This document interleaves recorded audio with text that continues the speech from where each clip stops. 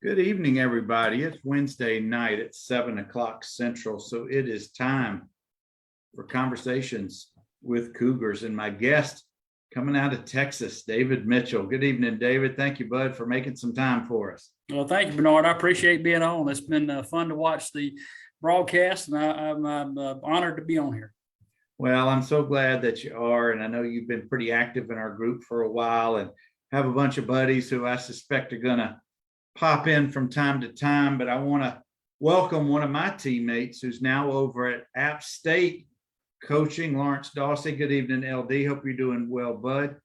And guys, I've got David Mitchell, class of 90, he was a lineman just behind my years. He played with Rob, he played with Dave, both my brothers after me. And David, you have got as much vivid memories of your time as anybody who's been on here for the last couple of years. And I love these games that you've mentioned and these early, not early, but these long ago specifics about games that I guess have stuck with you all these years. So before we dive into those games, I want to ask you, what was it about playing football at Northview that just was fun for you or that has resonated all these years? Well, I mean, obviously, I think it's the friendships that we developed. Northview football was not easy on the practice field. Coach Parrish made sure of that.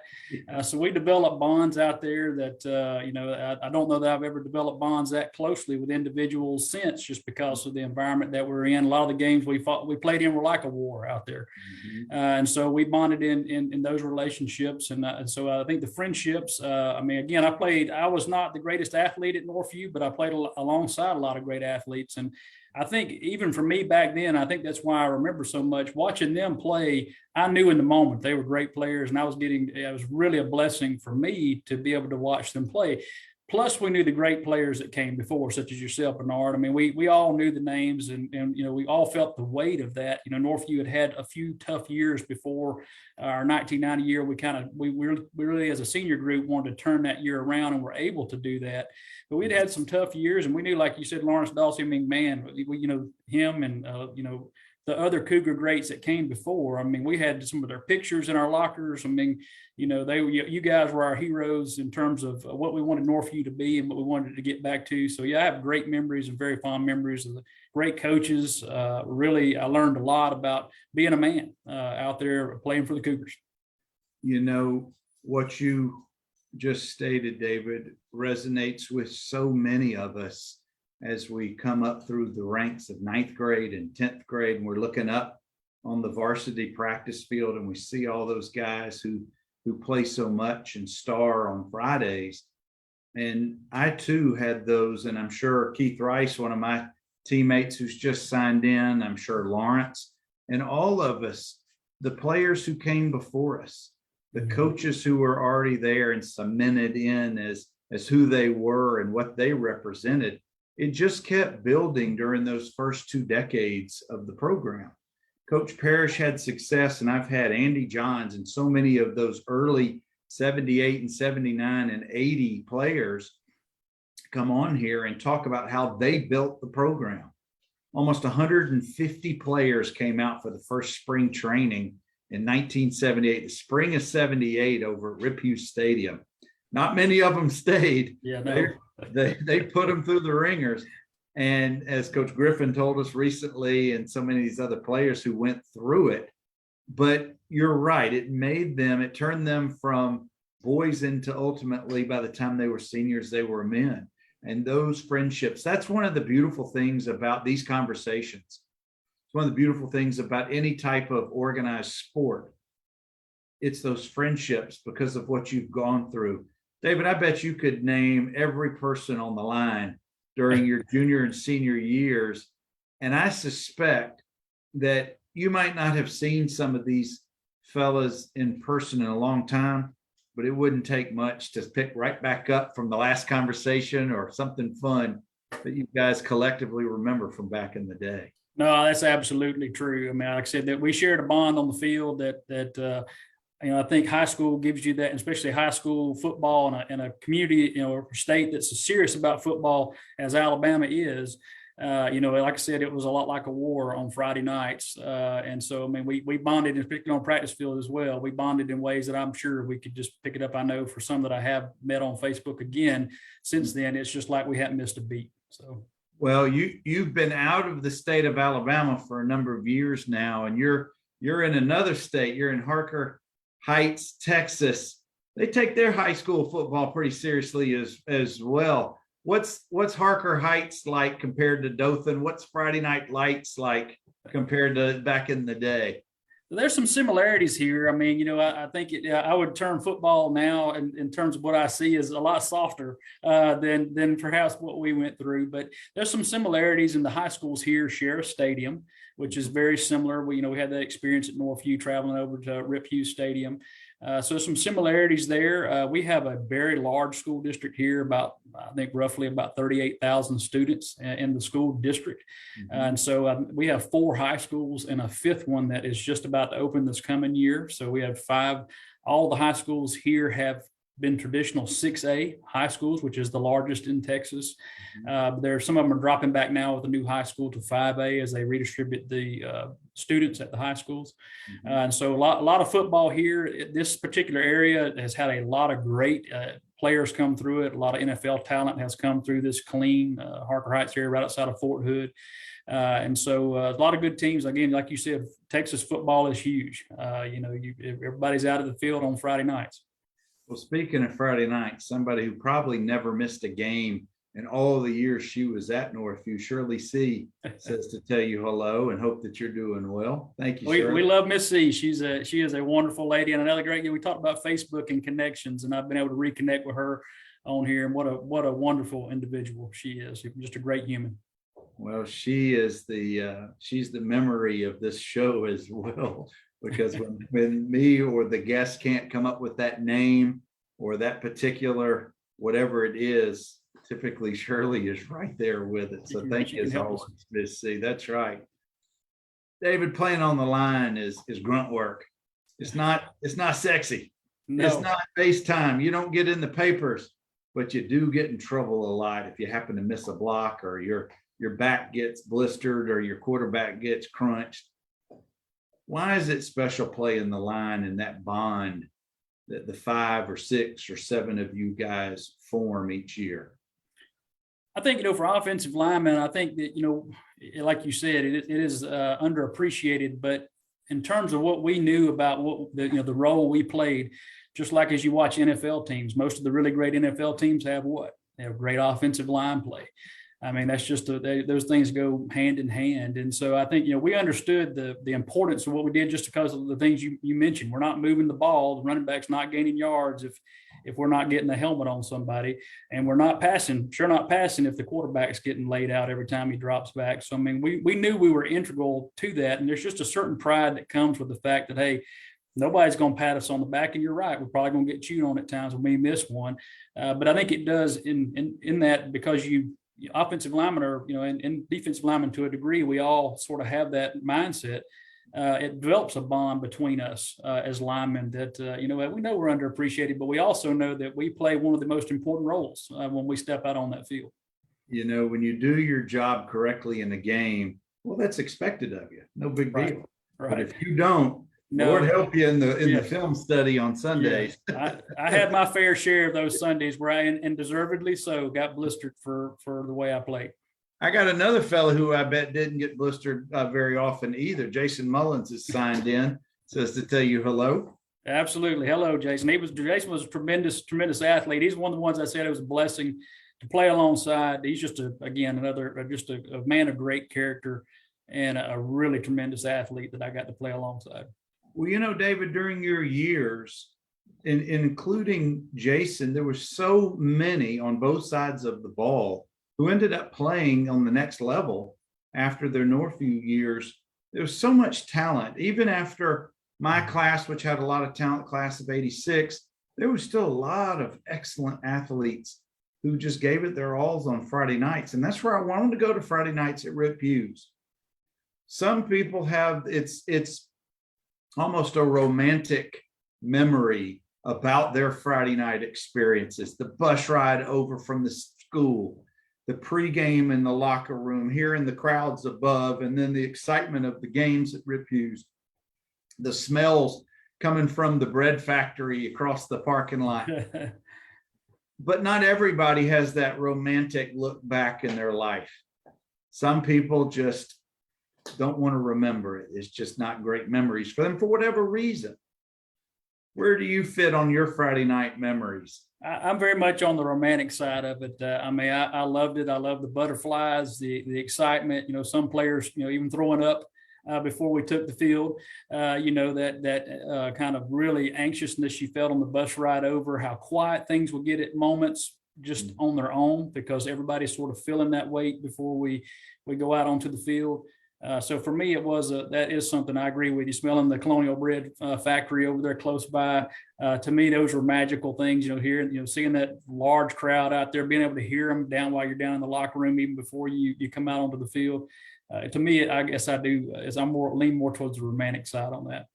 David, were you the type of athlete who had any superstitions on game days?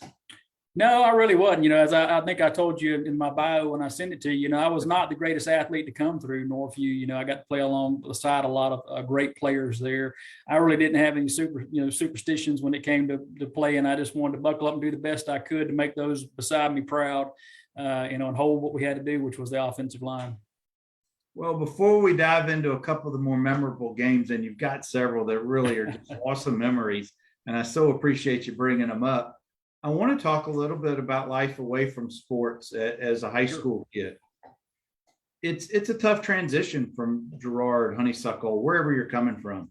It's a big campus. We've talked about this many times on the show. Some new ninth graders transition academically and they're great.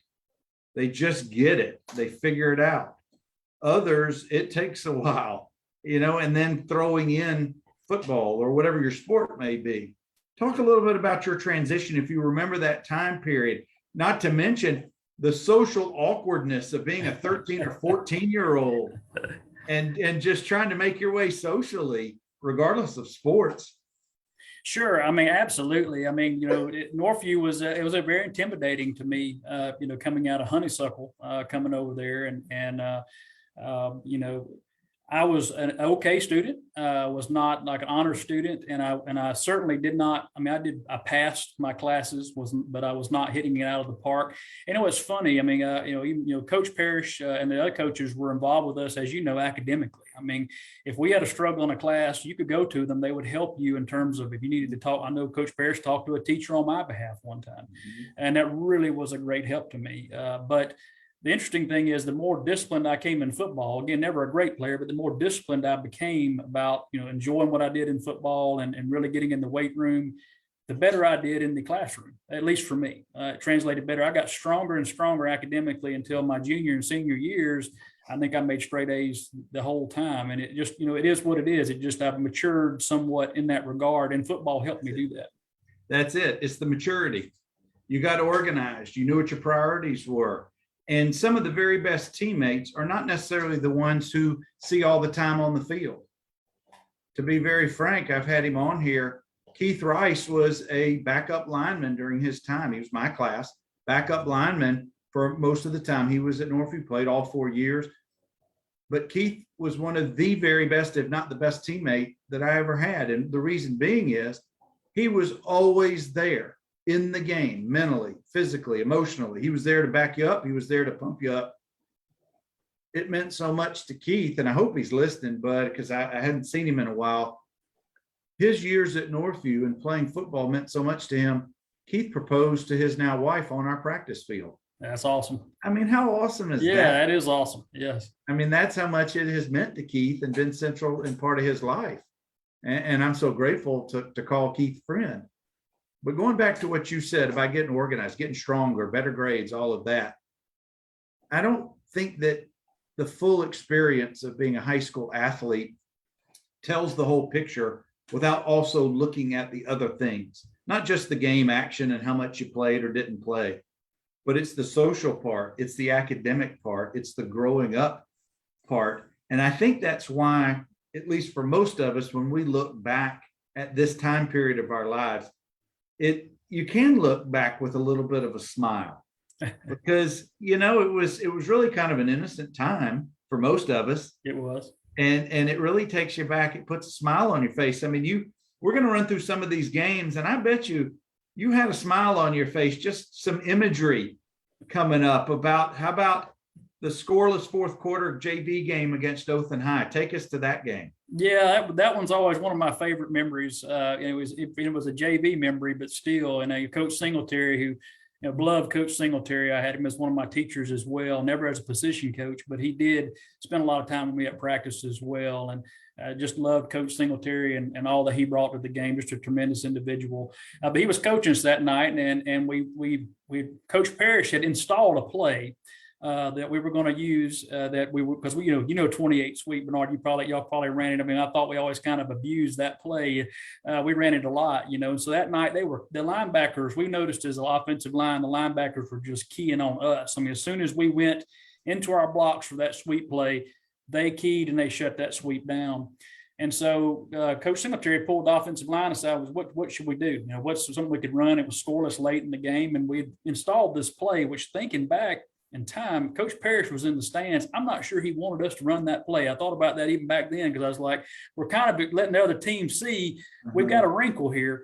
But Coach Singletary let us run it, and I think it was Tracy Cantaloupe that was the running back, if I have that right in my head. And we did, instead of sweep, we went to sweep. They kicked the ball back out the other side, and he took it to the house. I mean, he obviously was a great athlete, and we won the game on that long run. Like I said, it was scoreless late in the game. That was always a great memory of mine of Coach Singletary, and he relied on us. Like you said, you kind of grow into men. We were serious about our business. We wanted to win that ball game, and the offensive line in that case we'd all picked up on, man, the linebackers were watching us, and as soon as we make our move, they're going right to where the running back's supposed to be. David, I think that's one of the great things about that coaching staff from back in that time period. They listened to the players. They listened to what was going on, who was actually on the field. It's one thing to watch it from the stands or up in the press box or sidelines, but there are nuances that only you guys would see in the trenches. There's only certain things the quarterback may visually see or have a feel from a wide receiver standpoint. So I love that story. Yeah, I always wondered if Coach Parrish had taken to Coach Singletary, what the heck, man? We put that wrinkle in for the varsity, and we were backups to the varsity, so we got our chance to run that play at practice, and it worked. The linebackers, they watched us, and they cut to the wrong side, and it left that side of the field wide open. Nothing they could do. Nothing. The guys, I'm talking with David Mitchell, and I've got a few. Coach Randy Hicks says to tell you hello, David. Coach. Jennifer Ballard Matheny says, hey. And Miss C is hoping to go get some more of that bread sometime soon. Absolutely. We all like that. She calls it a nutritional memory. I love it. Love it. And JJ, Joseph Johnson, has just joined us. Thank you guys for stopping in. David, let's take it back. I want to talk about the back-to-back kickoff returns at Huntsville maybe 88? Yeah, that was, I think, 88, and it actually was at Rip Hughes.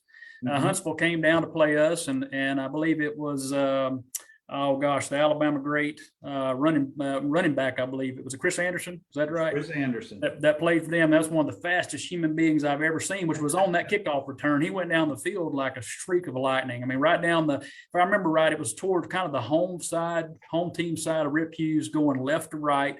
And he took that ball to the house. And I remember watching, wow, man, why did we kick off to him? I mean, I didn't even know obviously didn't know who the guy even was. Sure, I was not a starter, did not game filmed him or anything, And then they turn around and kick back to us. I think it was Charlie Davidson for us, I believe. He returns it on the very next kickoff after that, right back the other way, all the way to the house. And so that was always a great memory to see that Rip Hughes back-to-back kickoff returns, kind of neutralized all the momentum that had shifted to Huntsville, and it just, kind of flipped it right back to us. Well, I did a quick search, but admittedly, I don't have all the records.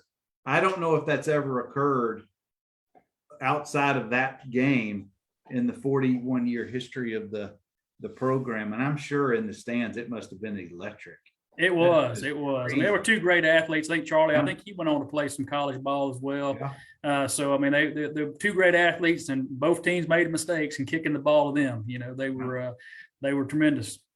Well, we're talking with David. We're actually running through some of his memories on a few specific memorable games. We just did Huntsville in '88. The year before was maybe one of the more memorable losses in Northview's history. That was '87, playing what eventually was state champion Greenville Tigers that game. And I know Brother Rob had a big game that night, but what do you recall about that game? Well, I think the first thing that I recalled, that's one thing I learned about Coach Parrish was really at this game is how good a game planner he was. I remember the big discussion he always had about the state championship game with Lawrence Dawsey and using Lawrence as a decoy. Mm-hmm. He used him all year, and he said, Lawrence, we're going to use you, but, just understand what we're doing. He always had a great mind, I thought, for game planning. In particular, when we went to Greenville, I remember he talked about all week at practice, our starting quarterback, and you have to forgive me, Bernard, I can't remember his name. Probably Jamie Holman. Yes, Jamie Holman. That's right. He moved Jamie out to a wide receiver position, and he put Robbie in at quarterback, and he said, we're going to throw the ball. We're going to get after it because Greenville expected us to run the ball. And they were going to stack that line up, and we were going to change it up. And so he changed that up, and I always remember that about Coach Parrish is he wasn't afraid to change things up to win ball games, which taught me a lot in life about don't be afraid to try new things. But, Robbie would come in that game that night, and Robbie was a good friend and I would say more a mentor to me than a friend. I mean, really both, but he was really a tremendous mentor to me. But he came into that game, and of course, he still holds records. I've got the records here: 68 passes attempted. That's still the number one the record in the Alabama books. If the records are still correct online, he completed 37 of those passes, which is still fourth. Now you get that how many passing offenses we have now, and the dynamic as they are, he's still fourth all time in Alabama high school history. Threw for 379 yards and 3 touchdowns that night. And I just thought, again, I did have the wherewithal when I played to realize I was in a special moment and standing on that sideline and watching him do that. And I think Jamie, it was early in the game, put him out at wide receiver. He goes up for a pass, and I believe they broke his collarbone. Yeah. I mean, that team was something else. I was on kick that night. I played on special teams, was on the kickoff team, and I was going down to get in our kind of wedge, and I get knocked out. I mean, knocked me. The guy hit me in the side of the helmet, knocks me out cold. I never forget looking up at the sky, and then somebody was standing over me, and there was a referee or something said, "Son, do you know?" I can't remember exactly who it was. He said, "Son, do you know where you are?" Yeah. And I had to look around the field, and I said, "Well, I'm playing football," and that's all I could tell him because we were wearing football uniforms, and I just remember him saying, "Get him off the field," and so they helped me off the field. But again, those guys, that Greenville team was for real. As you know, they went on to win the state championship, but it was a very close game thanks to Robbie and everybody else's play. I remember. One of the Andrews, the lineman, Mark Andrews. I remember watching him just sit in the shower with his pads on after that game, so crushed, just letting the shower run over him. But that offensive line, everybody that night just played so well over at Greenville. And again, they did go on to win the state championship game. That is a great memory, and to see Robbie do what he did with his arm that night. I mean, his arm had to be sore the next day. Well, I remember I was in Nashville. We had a game the next day, and I remember getting a phone call, and I just couldn't believe the statistics that they were telling me. But I wanted to backtrack for just a second, David. You mentioned how Coach Parrish would adapt and change and go with new offenses. I want to say I had a small role in that, and not in a good way. When I was coming up, Northview had largely been a veer, a running attack, 3 excellent backs, and just the option. I was so ill-prepared or unprepared or unathletic to do that type of offense.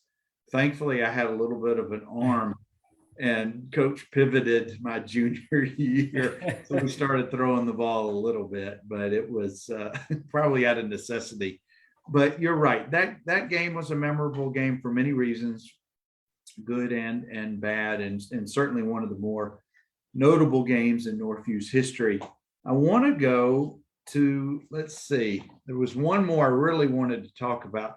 I want you to talk about Jason Mullins and his ability to just be a man-child. He really was. I think, Jason had a full beard in like the 8th grade. I mean, the guy was just, you knew he was a man-child early on, but, Jason had all the characteristics to play early because he's just so big and strong and gifted as an athlete. And he's a smart guy. I mean, playing on the offensive line is, you have to be smart at what you're doing and the different types of blocks and depending on, what you need to do with somebody. Jason could overpower people when he was younger than most of us could, block at that level. But the thing about him was he was extremely humble. Jason, one of those that he had a switch. Most humble, friendly. I mean, you'd want him as your friend by your side. But when he got on the field and it was time for the whistle blew, that was a monster next to you on the line. I mean, he got after it. And so I got, like I said, one of the games, I don't remember which game it was, but Jason pulled out to the side and he picked the defender up off the ground. I mean, he had his arms completely extended in the air and he had picked that defender and he's still running forward with this guy lifted up in there. And the guy's eyes were like saucers. I'll never forget that guy's look. Just such a powerful individual to be able to do that. Probably reminiscent of Michael Orr in The Blind Side when he took that kid. Yeah, it may be very similar to that. You're right. But he was a tremendous athlete and another one of those I was blessed to get to play alongside. Well, David, another quite memorable game was the 4 overtime win against Dothan High. We got to go there. That's an unbelievable game. Yeah, I mean, I want to say we had lost 3 or 4 years. I think it was 4 years that we had lost Dothan High. That was something that we came into as seniors that year. We sat down as seniors and, none of us really as seniors were any of the really great ball players. We just basically told each other we had had enough. We wanted to change that narrative and we knew we were better than we had played. And so when we got to that Dothan High game, we were actually pretty confident going into that game. And, the Dothan High coach was in the paper. Coach Parrish made sure we all heard about, he called us a bunch of wide bodies. I think basically said they don't have anybody, like a great one up there, but they're a bunch of wide bodies, so we really embraced that. We liked it. We were the wide bodies and we just sort of embraced that and went with it. So, I have to mention the line we had that was, that we had at the time. I've got a few notes here. We had Big Joe Richards down on the line and man, Joe was a mean guy, no doubt about it. I mean, great to have him on your side. You wouldn't want to be on the other side of the line. Of course, Jason, we mentioned earlier, Matt Blevins, again, just an extremely talented big man on the line, another great athlete. And you really, in terms of size, I was smaller, played center probably about 185 to 190 pounds. And we had Brett Strickland out at tackle, and Brett was smaller as well, but Brett was fierce. I mean, he didn't have any fear. So I just remember before the game, the whole team began this cadence with their helmets in the locker room that we talked about earlier of tapping their helmet on the floor. And it got louder and louder. It's the only game we'd ever done this, and just got louder and louder and louder. And right up to the point it was time to go out. And then there was a loud shout, and then we headed out. And I mean, it was just a feeling we knew. And I remember we came out to take the first snap in the game there. The offensive line was we were extremely relaxed in terms of we knew we had these guys already. I mean, we just knew we could own that defensive line. And I'll never forget, we got down on the line for the very first play, and I believe it was their nose guard or somebody. You, as a quarterback, you've heard it. The two lines are pretty chirpy down there and stuff. It's not very nice, not stuff mamas would want to hear. But one of them made a joke, and I think it was one of them from Dothan High said something about one of our mothers or something. And the whole offensive line before the snap, we broke out laughing. I mean, that's how relaxed we were. And then we took it out on them. We really took it out on that defensive line. I thought we did a pretty good job all night. Obviously, looking back on film later, we could have been a little better at times, but for the whole, we played pretty well. We turned the ball over later in that game, allowed Dothan High to get back into it, which carried us into those overtimes. And went 4 overtimes there, and I think the ball was eventually fumbled on a snap.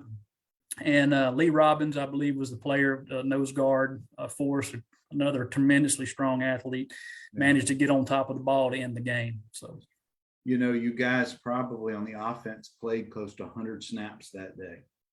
And if you think about it, you're at the end of the season. You've been practicing and playing for almost 5 months at that point. And to go that many plays deep, that's just, as you said, great athletes. But another term that you used when we communicated this week that I feel is so apropos, men of character. Mm-hmm. And I want you to take that term and expound. What do you mean by men of character? Well, I mean, these guys, like I said, were guys that you were proud to be alongside on the line. They had put in the practice time. They were in the weight room whenever they had a chance to get in the weight room, even if we weren't the best at, the best athletes that were going to go on beyond Northview to play any ball, which I was certainly fell in that category. I was not going to be. But these individuals were men that didn't cheat the system. They were there. They were at practice. They didn't miss practice for any reason other than maybe an illness. They were in the locker room. They were mentally prepared. When we had to watch film, they were attentive.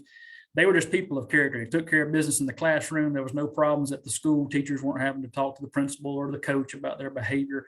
They just were men of character. When many of the individuals we were in school with that weren't ball players were having some of those problems, whether they were getting involved with partying or, problems at school and fights at school and things of those nature. You didn't have to worry about it with these individuals. And these are big, strong, strapping guys, but you didn't have to worry about that. They really were men of character that I got to play alongside. I'm very proud to have played alongside many of them. An aspect even today, if you called them and told them you needed some help, they put down everything and just be there and whatever you needed. Well, and I certainly hope they feel the same about me, that if they ever needed anything, they could call on me as well. You're right, Bernard. Absolutely. Well, David, that's what I was talking about earlier about some of the very best teammates are just those people like yourself, Jason Mullins, Matt Blevins, etc., that you guys just formed a brotherhood, and it takes you back to that time period. Now, I want to talk about from an academic standpoint, who were some of your favorite teachers or subjects? What did you like? What did you not like about Northview from an academic or just from that standpoint, just inside the school? Most of the academic classes I enjoyed at Northview. I mean, probably my biggest one that I didn't enjoy as much for whatever reason it was algebra. I just didn't, whatever in high school, I just didn't enjoy algebra. I actually came to enjoy math better in college for whatever reason, but at Northview, I just didn't enjoy math as much. But all my other teachers, I know I had Mr. Hall for history. Sure. And I tell you what, he instilled a love of history in me that will never leave me. I felt so prepared in every history class I've ever been in, even over prepared. And I've always loved to listen to history teachers, even though none of them were ever as dynamic as he was. Just a tremendous, tremendous teacher there. Of course, I had Coach Griffin, who I had a law class, which the things I learned in his law class, I used all the way through the other law classes that I took in college. I mean, that's how good his class was. And I hope he knows that. It really, really helped prepare us for a lot of things that, in law, as you know, some things don't make common sense. He talked about a lot of those things and explained why the law is the way it is. We got to do some courts, we got to play different roles, really helped us with public speaking and other things in relation to that. So another great coach there. Of course, Coach Singletary, who I had for government. I just loved Coach Singletary and all that he did for me, both on the field and in the classroom. Coach Ragsdale, I had Coach Ragsdale when I first came to Northview. I actually came out of middle school, didn't decide I wasn't going to play football. And so I came in, so I got put in a PE class, and that didn't last very long. Coach Ragsdale said, "Yeah, I was just getting ready to say you're going to play football." Yeah. And Coach Ragsdale went to church with me and my family. So Coach Ragsdale could stand on me pretty good, but he's just again a man of character and did a lot in terms of being a mentor to me as well. Miss Hemby. I absolutely loved accounting and did extremely well in her class, and as well as Miss Snell. I had her for a lot of my computer classes and then Miss Patton. I mean, who didn't take Miss Patton for typing now? Yeah. And I can tell you that typing class did more. I tell people this all the time, probably did just about as much as any other class I ever took in assisting me moving forward in my life. Because when I was in Auburn and later at University of Texas at Arlington, I can type just about as good as anybody. So it doesn't take me any time to crunch something out. And that's a testament to her. It really helped me. So when I was at Auburn in particular, I could type my paper and my buddies would handwrite theirs out. And then they were slow at typing. Yeah. I could type their paper in far quicker than they could ever. Oh, David, I used to pay $1.25 to have a teammate type mine at Vanderbilt. Yeah, absolutely. So, Miss Patton was a phenomenal typing teacher, really, really learned a lot there. And that really has helped me all through my career, even now, in terms of crunching something out quick. Well, speaking of career, speaking of algebra, with almost 20 years of municipal service under your belt, How much algebra are you doing these days? You'd be surprised. Algebra is something that actually comes into play a lot with a lot of different things. So yeah, algebra is something that I probably use more than the other forms of math that we learned. Man, that's awesome for you, but not for this guy. Not for this guy. David, let me ask you, did you ever serve in the lunchroom? Did I ever? Those guys. What's Were you that? ever one of those lunchroom servers? Did you help out and then get to eat all the pizza you wanted? No, I did not get to eat all the. Even though the rectangular pizza was the bomb, I did not get to be one of the lunchroom servers. I mean, who didn't have we either had your choice of yellow or pink tea. No, lemonade, excuse me, not tea. You had the rectangle pizza. Yeah. And you had, I want to say it was French fries, wasn't it? Yes, absolutely. Yeah, we didn't have none of those salad bars. No, none of that. Well, but I know a lot of the linemen enjoyed at least one of those little perks about serving in the lunchroom. Guys, I'm talking with David Mitchell. We're just running through some late 80s, some good times. David, we've got a few more minutes, but I want to talk about, you touched on this a little bit. You have such great, vivid memories of your high school years, on and off the field, teammates, playing sports, social, academic, all of that. One of the things that I truly want to learn from each person I get conversations with is how some of those life lessons, how some of those exposure to certain new things in high school and during our formative years that you truly have brought forward and maybe you've used in your life or shared with others, children, whoever it may be. What were some of those things about growing up in Dothan and your Northview years that have stood by you all this time? Well, I mean, I think, I certainly think humility was a big piece. That was kind of what we grew up in the deep South. We were, yes, sir, no, sir, yes, ma'am, no, ma'am, holding doors open. And we understood our place is really to be servants in a way. People think of servant, as a bad thing in terms of what we do as an organization here for the city I work for. I'm big into servant leadership. I believe it's the more difficult path for us to take to come alongside people and to invest relationally in people to help them be all they can be. So I think growing up in Dothan was perfect for understanding that piece and being able to come alongside people. And I think, the things I learned playing at Northview, like teamwork, I mean, that's something that we're stronger together than we are apart. We can do more together. We definitely learned that there. I mean, offensive line, you put one offensive lineman out there, it's going to be a long day. I need the rest of my guys with me. Then we can do a job. So I do use that still today, even with my employees here. I have about 250 employees that work for me here at the city. So teamwork is a big part. We talk about that a lot, not to silo in and be about your department, be about serving our public. And we do that together. I think camaraderie, that we're all more similar than we are different. You think about your years at Northview. I mean, we were all different beliefs, different races, but you put us on the field together, we were brothers. And we were so similar in the struggles that we have, whether it be academic or personal, those kind of things. We're just more similar than we are different. I think we can learn a lot from that, and it's something that I've continued to carry forward with me, as well as resiliency. We talked about those hot days at practice at Northview and how tough Coach Parrish ran his practices.